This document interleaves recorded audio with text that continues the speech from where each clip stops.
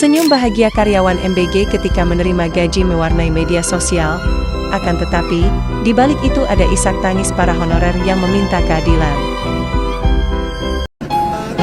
Bikin saya ulapkan aja. Ternyata gaji driver MBG itu jauh lebih layak ketimbang teman-teman yang mencerdaskan anak bangsa. Miris hati saya.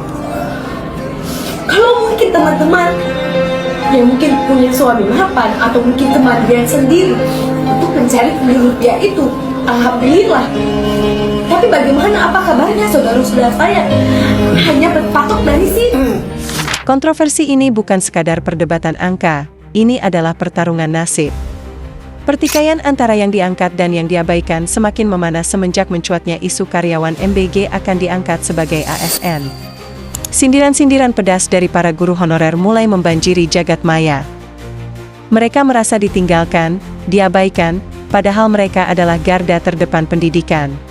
Kami takut bangga pakai seragam ini meskipun di luar banyak yang mencibir kita ya. Kok non ASN pakai apa tuh namanya seragam ini?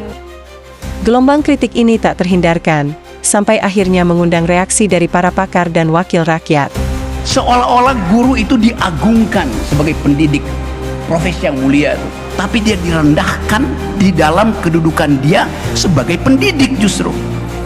Guru honorer ada berapa sekarang? Mungkin ada 6.000, 7.000. Bertumbuh terus tuh.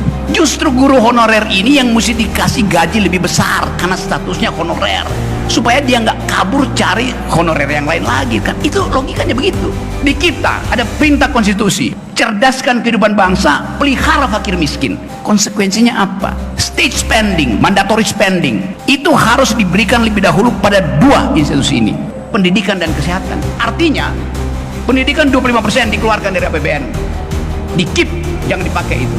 Kemakmuran 25% di keep, ini perintah konstitusi. 50% anggaran itu dibagi dulu pada dua sistem ini. Jadi MBG yang diberikan kepada para siswa tapi gurunya hidup merana. Ini kan paradoks ya. Apa yang mau dicapai sebenarnya?